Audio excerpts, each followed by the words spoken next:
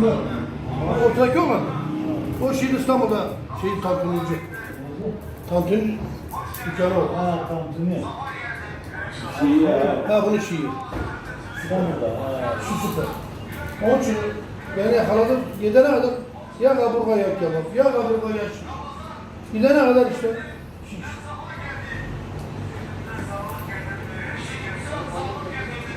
Şuna şuna. Müştercim. Sağlıkçı tabii değil mi? He öyle sağ ol.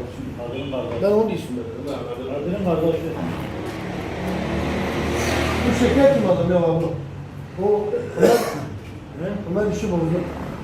Sağlıkçı işi bozdu. Evvela işi çok iyiydi ama. O işçiler ya.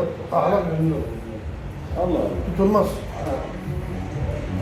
Ha şimdi gel alın. Ödemez. Allah Allah. Böyle kısmı mı?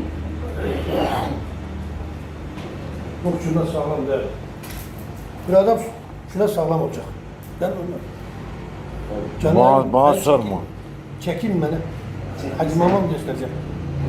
Yok la. Tamam mı?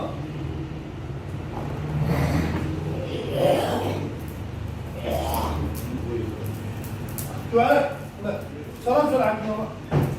Aferin.